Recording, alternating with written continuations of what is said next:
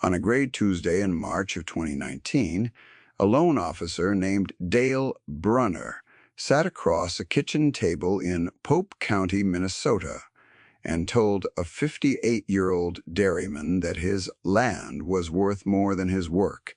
He said it kindly.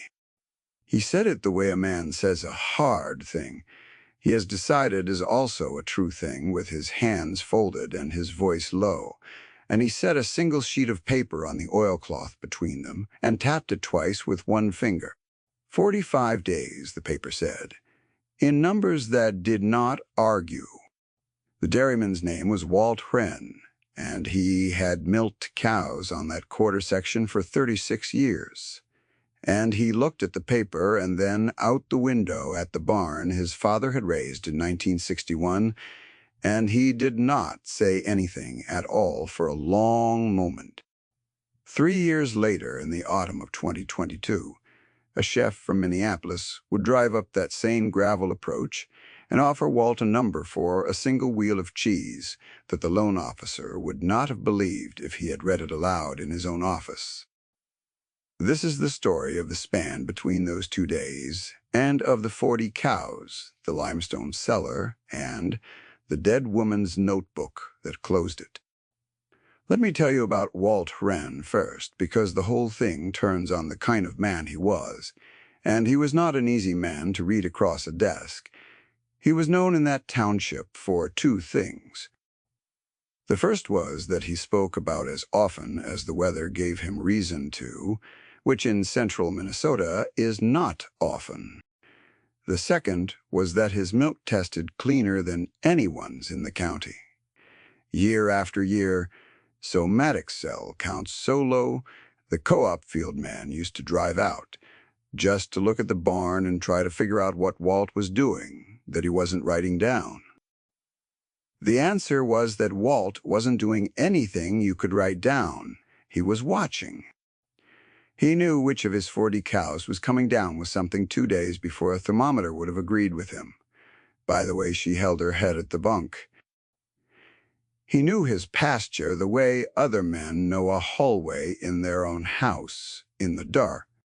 None of that fit in the boxes on the co-op's monthly sheet, and so on paper Walt Wren was a small, inefficient, behind-the-times operation that any reasonable advisor would have told to sell out and rent the ground to a neighbor with a bigger parlor. Several reasonable advisors had told him exactly that. The trouble was real, and I want to be fair about how it came to be, because it would be easy to make Dale Brunner the villain of this, and he was not. In 2014, a hundredweight of Class 3, milk had brought better than $24, and by the start of 2019, it was scraping along under 14, and there is no version of 40 cows that survives a $10 swing like that without something underneath to catch it. Walt had nothing underneath. He had a $30,000 operating note he rolled over every spring, a tractor loan, and a roof on the milk house that had needed replacing for 2 years, and had finally, that February, simply caved at one corner under the snow load. He had borrowed against the herd to fix it. Then the processor he shipped to gave its small shippers 90 days' notice and dropped them, the way processors were dropping small shippers all across the upper Midwest that year, and Walt Wren found himself with 40 cows, no buyer for their milk, and a banker doing arithmetic at his kitchen table. Dale Brunner was 34.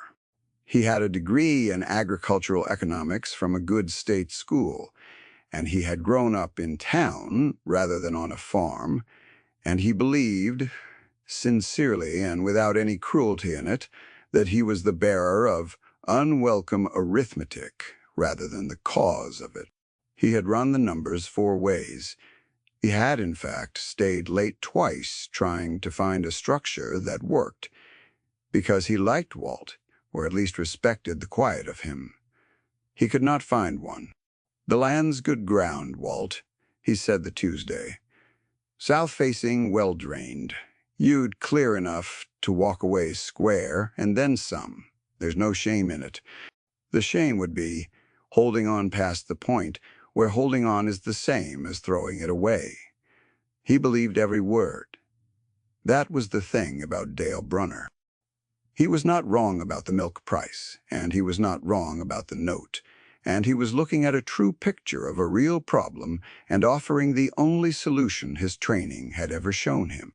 He simply could not see the cellar because there was no line on his sheet for what was in it. Let me tell you about the cellar, because it is the center of everything. Under the old milk house dug into the south slope where the barnyard fell away toward the creek, there was a room. Walt's grandfather, Anton Wren, had come from a village in Slovenia in 1911 with almost nothing, and a head full of a trade his own people had practiced for centuries, which was the making of hard mountain cheese from the milk of cows that grazed steep summer pasture. Anton had dug that cellar into the hillside by hand the second year he owned the place, working with a pick and a borrowed mule through 2 falls, because he could not afford to lose a planting season to it, and he lined it with fieldstone hauled up from the creek bed and a skin of lime mortar he mixed himself. He built it the way the cellars were built in the country he had left, where you could not refrigerate a thing, but you could let the earth hold it at a single patient temperature for a year, or 2 years, or 3. The hillside did the work that no machine had yet been invented to do. The cellar held at about 52 degrees, summer and winter, the deep earth steadying it against the 100-degree Julys and the 30-below Januaries that ran across the surface a few feet overhead, with a humidity that beat it on the stone in August and never quite let go.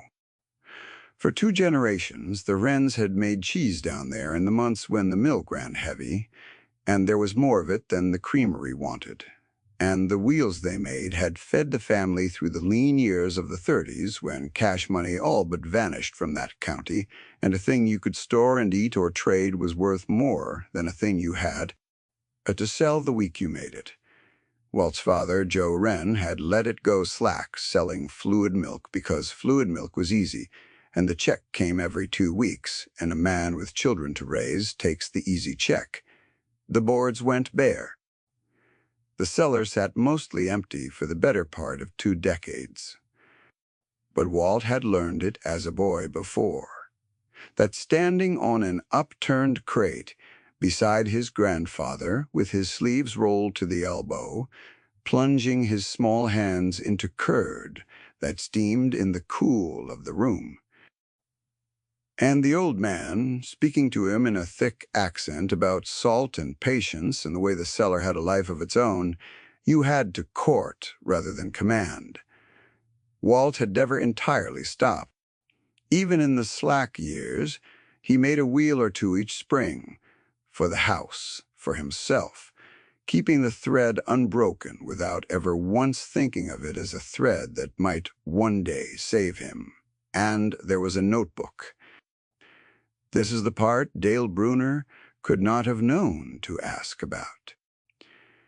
Walt's mother, Mary Wren, had kept the cheese the way her father-in-law taught her, and she had been a careful, literate, watchful woman, and across 40 years she had filled a cloth-bound ledger with the actual working knowledge of that one cellar in that one hillside. Not recipes, exactly. Conditions. Which week, in which kind of spring, the curd set fastest. How the rind on a particular make behaved when the August humidity ran high. The precise interplay of salt and thyme, and the living skin of mold on the outside of a wheel that turned ordinary milk into something that could sit in the dark for 2 years and come out tasting of the specific grass that grew on that specific south slope. Mary had died in 2008. The notebook had sat on a shelf in the cellar ever since, swollen a little with the damp, and Walt had read it so many times he could have recited the entry for any given week. To the bank, it was a damp old book in a hole in the ground. To Walt, it was the only inheritance that had ever mattered. He did not tell Dale Brunner any of that. What would he have said? A man does not stop a foreclosure by explaining that he knows how to make a cheese his grandfather made. So he let the banker finish, and he walked him to the door, and he stood on the porch, while the clean white pickup with the lender's logo backed out and turned down the road. And his dog, an old blue heeler named Sput, leaned against his shin the way she did when she felt him go still. Walt put a hand down on her head. Then he went down to the cellar and sat on the cool stone bench his grandfather had built, and he thought, "Stay with me here," because what he decided to do was the opposite of what every advisor in that county would have told him, and I have always thought there is something worth the rest of an evening in watching a man choose the harder thing for the right reason. If you have ever known an older person whose competence the world had quietly written off, you already understand the shape of this. Walt Wren decided, at 45 days from losing the farm, that he was not going to ship fluid milk anymore at all. He was going to take the milk that no processor wanted and turn it into the one thing that the bank's arithmetic had no column for. He was going to make cheese. It was, on its face, a terrible idea. I want to be honest about that, because the story does not work if I pretend the choice was obviously sound. A wheel of aged hard cheese needs to sit in the cellar for a minimum of 8 months to be worth anything, and closer to a year and a half to be worth what Walt needed it to be worth. Walt had 45 days. There was no version of this where a cheese made in March of 2019 paid the note that came due in May of 2019. What Walt was actually betting on was something slower and stranger than that, and to understand it you have to understand his daughter, and the storm that was coming, and a chef he had never heard of. His daughter was named Renata, and she had not been home in 4 years. She had gone to the University of Minnesota, and then to a graduate program in food science, and she worked now for a large dairy concern downstate, the kind with a 100-cow rotary parlor and a quality lab and an actual word on an actual org chart for what she did, which was something to do with standardizing the fat and protein ratios of an enormous river of milk, so that it came out identical every single day of the year. Renata was good at her job. She believed in her job. She had grown up watching her father pour himself into 40 cows and a hole in the ground and come out the far end of every decade, exactly as poor as he went in. And she had decided somewhere around 19 that love was not the same as wisdom, and that her father's whole way of farming was a slow, sentimental, beautifully kept mistake. When he called her that March and told her in about 9 words that he was 45 days out and that he was going to make cheese, she drove up that weekend for the first time in 4 years, and she was not coming to help. She was coming to talk him out of it. "Dad, this is grief," she said, standing in the cellar in her city coat, her arms folded against the cold of the stone. "You're going to lose the farm, and you want to feel like Grandpa for a few weeks before you do. I understand it, I do. But it's not a plan." She had a tablet with her. She had run the numbers on the drive up the way Dale Brunner had run them, and they said the same thing the bankers said, because they were built from the same arithmetic.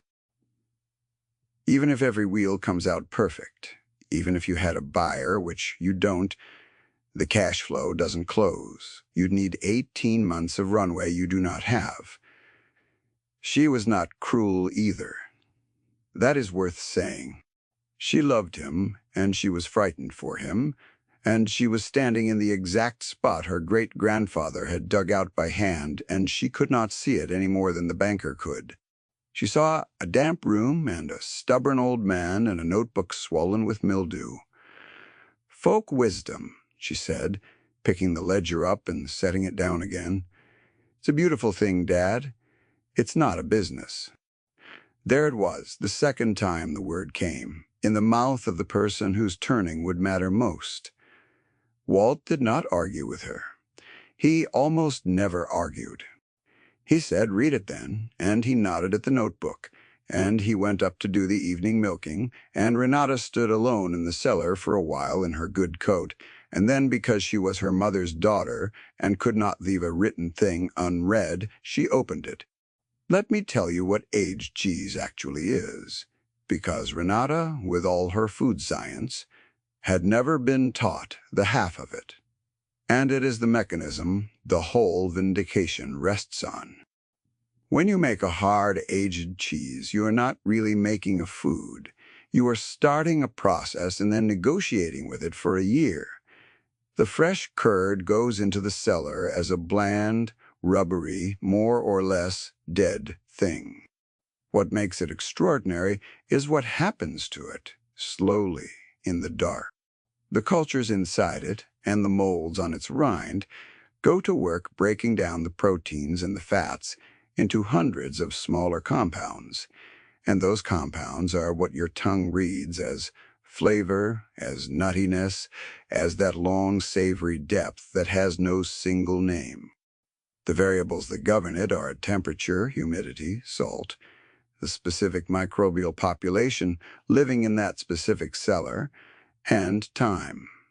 A factory controls all of those to a flat average and gets a consistent, decent, forgettable product. A great cellar does not control them. It has them the way a place has weather, and a maker who knows the place works with what the cellar gives. Anton Hren's cellar, dug into that particular limestone slope, had a resident population of molds and bacteria that had been living in those stones for over 100 years. You could not buy it. You could not standardize it. It was, in the most literal sense, the accumulated character of one piece of ground. Mary's notebook was the operating manual for negotiating with it. And as Renata read, sitting on her great-grandfather's stone bench, in her city coat, she began, against her will, to recognize something. The notebook was not sentiment. It was data. It was 40 years of careful observation, written by a woman who measured things. It was, she realized with a strange, cold feeling, exactly the kind of document she would have killed for at her downstate lab, if her lab had been capable of producing milk worth observing that closely. She did not convert that night. I want to be careful not to make it that easy. She went back downstate on Sunday, and she sent her father a long, loving, sensible email, begging him to take the bank's deal. And Walt read it on the phone Renata had set up for him years ago and never answered it. And he made cheese. He had perhaps 3 weeks of heavy spring milk before the note came due, and he turned nearly all of it into wheels, 11 of them, each one about 30 pounds, salted and bound and set on the spruce boards in the dark, exactly as Mary's notebook said to set them in a cool, wet spring. 11 wheels of cheese that could not be sold for a year and a half. Then the note came due, and Walt Hren did the only thing left to do, which was to go back to Dale Brunner and ask for time. This is where a different kind of man might have gotten a different answer, and I think it matters that Walt got the answer he did. Brunner could have foreclosed. The arithmetic said foreclose. But Walt brought him down to the cellar. He had never brought anyone from town down there, and he showed the banker the 11 wheels on the boards and the 100-year-old stone furred with its pale, living skin. And he said in more words than he usually used that there were 11 of those aging and there would be 40 by fall, and that he needed 18 months and that he would put the herd up as collateral against it. Brunner stood in the cold and looked at the cheese and did a thing that was not in his training, which was to feel, underneath his arithmetic, a flicker of doubt about the arithmetic. He did not believe it would work. He said as much. But he was a Pope County man himself underneath the degree, and he had an uncle who'd lost a place, and he restructured the note for 18 months at a rate that made his regional manager unhappy.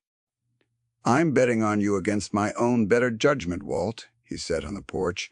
"Don't make me regret being a fool." He was not converted. Not yet. He was a sincere man extending a sincere kindness he expected to lose money on.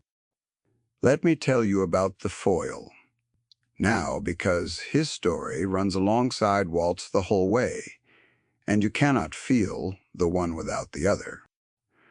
Across the section line, the neighbor to the east was a younger man named Gary Loomis, 46, and Gary had done everything right, by the book that Dale Brunner and Renata both believed. Gary ran 240 cows. He had borrowed, in 2017, against rising land values to build a new freestall barn and a double 12 parlor, a clean, efficient operation that the same advisors held up as the future, while they told Walt Gary's barn cost $1.4 million. Walt had walked through it the week it opened at Gary's invitation, and he had stood in the wide concrete alley under the long rows of fluorescent tubes and the big quiet fans, and he had said it was a fine barn and meant it. And Gary had clapped him on the shoulder and said, not unkindly, "You ought to think about it, Walt. There's no money left in 40 cows. There hasn't been for years." Walt had only nodded. Gary's logic was sound and conventional, and widely praised. Spread your fixed costs across more cows, push your volume, run lean, capture the economies. A small herd never could. The barn was engineered to the decimal. The cows were transponders that logged every step and every pound of milk, and a computer in the office flagged any animal whose numbers drifted, and it was, in its way, a marvel, a thing Renata admired without reservation. When the milk price was good, Gary's model printed money, and in the good years he had been generous with it, lending Walt a skid loader through a hard winter, hauling Walt's heifers to the sale on his own trailer, never once loading any of it. Gary Loomis was not a fool, and he was not a villain. He was a good neighbor who had taken sound advice from sincere people. And he was, in the spring of 2019, leveraged to the rafters against a milk price that had fallen through the floor, betting that it would climb back before his cash ran out, because his whole structure required volume, and volume required that the price hold. To the lender, Gary was the strong borrower, and Walt was the weak one. On paper, this was obviously true. Gary had scale, modern facilities, and a balance sheet a loan committee could read at a glance. Walt had 40 cows and a hole in the ground. The paper did not know what was coming. What was coming that summer was the wettest planting season in the recorded history of that part of Minnesota. I am not going to dramatize it beyond what the rain gauge said, because the numbers are heavy enough. From April through June of 2019, the region took more than 18 inches of rain, nearly double the normal, and the fields that the big operations depended on to grow their own cheap feed could not be planted. There were weeks in May when the ground never dried enough to carry a tractor, when men sat at kitchen windows watching another front roll in off the western horizon and did the only thing left to do, which was wait and lose days they could not afford.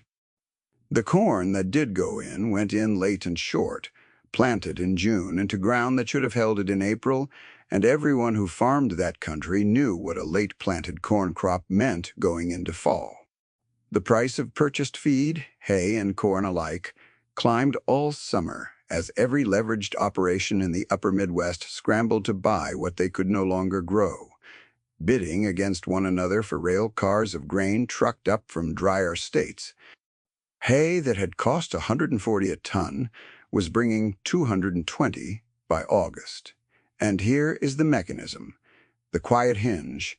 The whole reversal turns on. So let me say it plainly. A 240-cow operation that buys most of its feed lives or dies on the spread between the milk price and the feed price. That spread is the whole game. In 2019, the milk price stayed low, and the feed price went through the roof, and that spread inverted. Every one of Gary's cows, all 240 of them, ate at a loss every single day, and there were so many of them, and the loss per head compounded so fast that his magnificent efficient operation became an efficient machine for losing money at scale. The very thing that had made it strong in the good years, its size, its appetite, its need to keep every stall full and every cow milking to carry the debt, was the thing that bled it fastest in the bad ones. Walt had 40 cows on grazed pasture.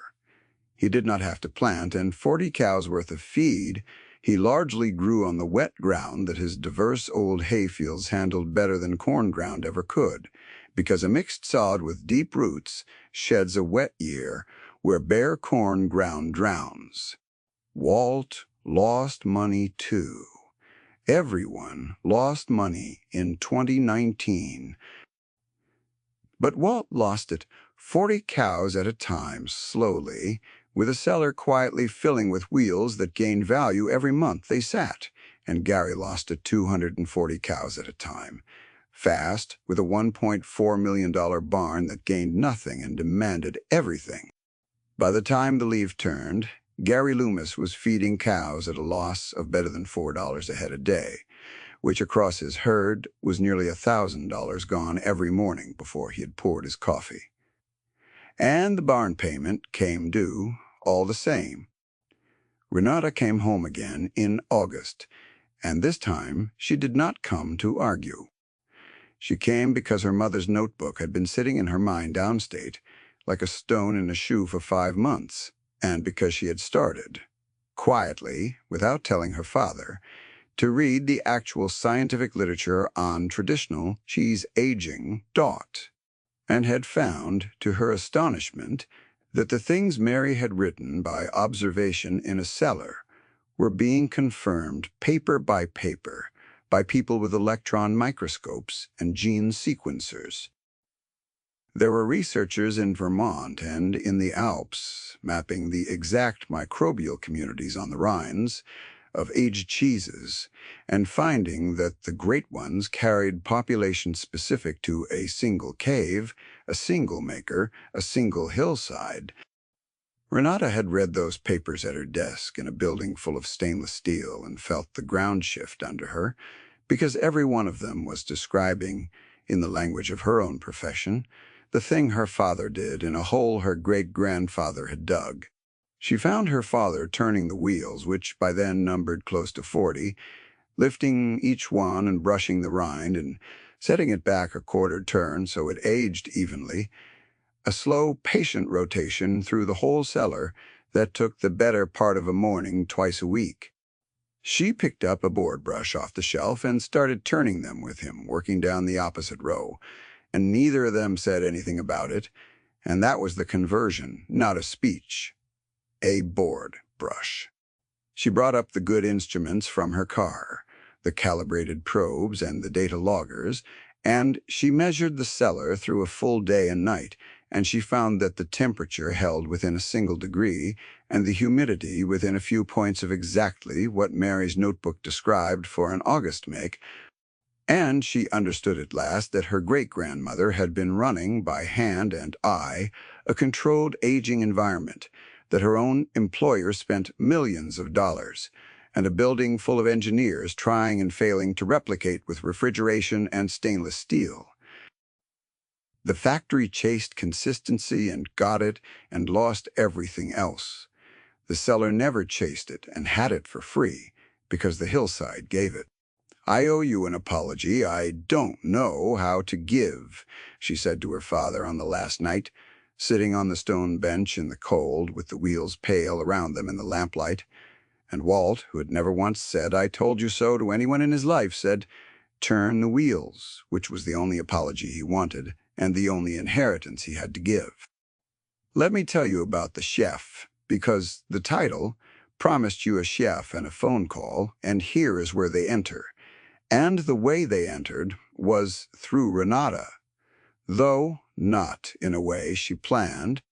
Back downstate, Renata could not stop talking about the cheese. She had brought a small early wheel home with her after that August week, one of the first 11 by then nearly 6 months aged, and she had served a few thin slices of it at a dinner, with people from her field, a quiet professional gathering where everyone there had spent a career around dairy and thought there was nothing left about it to surprise them. One slice went around the table, and the conversation stopped. One of the people there was a sommelier who consulted for restaurants, and she knew a chef in Minneapolis named Cyrus Vane, a serious man with a serious restaurant, who had built his reputation on knowing exactly where every single thing on his plates came from and refusing to serve anything he could not stand behind. Cyrus Vane had spent years looking for an American-aged cheese that could stand beside the great mountain cheeses of Europe, the ones aged in stone caves in the Alps and the Pyrenees, and he had tasted hundreds and found them all to be careful imitations, technically sound, and a sliver of Walt's 6-month wheel found its way to his pass on a Tuesday night in September, wrapped in waxed paper, unlabeled, with nothing but a county name written on it in pencil. He tasted it standing up in the middle of a dinner service, with tickets firing all around him. He was, by every account, quiet for a long time, long enough that his line cooks noticed. Then he asked who made it, and how much of it there was, and whether he could drive up. And when they told him it came from 40 cows and a hand-dug cellar in Pope County, he set the waxed paper down very carefully, the way you set down something you have been looking for.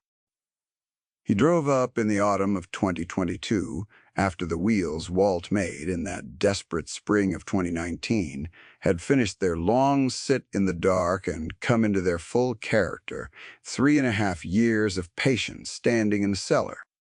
By then a great deal had already turned. Gary Loomis had sold his herd in the spring of 2021. I want to tell that part without any triumph in it, because there was none on that road. The feed price spread never recovered in time. Gary held on through 2019 and most of 2020 on borrowed money, refinancing once selling a parcel of land his father had left him, culling his herd in waves and watching the income shrink faster than the debt. And in the end, the math that had once printed money simply ran the other way until there was nothing left to run it with. The dispersal sale was on a cold March morning, the kind where the breath of the cattle hangs in the alley and the buyers stand around with their hands in their coats. They sold 240 cows in lots over the course of a day, and the prices were poor because half the dairies in the region were dispersing that same spring, and the sale barns were glutted with cows nobody wanted to feed. Gary stood near the auctioneer's stand in a clean canvas coat, with his cap pulled low, and he shook the hands of the men who came up to him, and he did not let his face do anything at all, which is how a proud man grieves in public. Then he signed the new barn, the double 12 parlor, the whole $1.4 million marvel, back to the bank. Walt was at that sale. He did not bid, and he did not gloat. He stood at the back rail with his hat in his hands, the way you stand at a funeral, and when the last lot had gone through, he found Gary in the parking lot, and the two men shook hands, and neither of them had words for it. Walt drove Gary home that afternoon because Gary did not look fit to drive, and they sat at Gary's kitchen table in the suddenly quiet house, with the parlor sitting empty across the yard, not saying much. Two men who had taken opposite advice and met the same storm and come out of it on opposite sides of a line neither of them had drawn. Dale Brunner handled that foreclosure too. He sat at that same table a week later, with the same folded hands and the same low voice, and he did not enjoy it. And he had begun by then to understand something about his own arithmetic that he could not yet put into words. Something about the difference between a number that is true on the day you write it and a number that is still true 3 years on. Which brings us back to the chef on the gravel in the autumn of 2022. Standing in the limestone cellar Anton Wren had dug 110 years before, with Walt and Renata and old Sut the healer, who was gray in the muzzle now and lay on the cool stone by the door. Cyrus Vane walked the rows of wheels, 40 and more of them on the spruce boards, the air thick with the smell that comes off a cellar that has been making cheese for a century. He cut a plug from a wheel 3.5 years aged. He held it to the single bulb. He smelled it for a long time with his eyes closed. He tasted it. And he did not haggle, which Walt told Renata afterward was the thing that told him it was real, because every buyer Walt had ever known haggled, and this man simply named what the cheese was worth to him as though he were reading a fact off the stone. The number was $42 a pound. Walt did not move. A 30-pound wheel of cheese his grandfather's people had made on a Slovenian hillside, made now from 40 cows on a south slope in Pope County, in a cellar a banker had once called a hole in the ground, was worth to a man qualified to judge it $1,260. Walt had perhaps 45 such wheels in the cellar at that moment. With more coming every season, the milk ran heavy. He stood in the dark and did the arithmetic, the way you do arithmetic that rearranges your life slowly, twice, to be sure. He said nothing for so long that Renata put her hand on his arm. The cheese the bank could not see a column for, the cheese his daughter had called folk wisdom. The cheese that could not pay the note in 2019 because it had to sit in the dark for 3 years first was worth more per wheel than he used to clear on a cow. It landed harder than any number had ever landed on him because it was not really a number. It was a verdict. Cyrus Vane took everything Walt could make.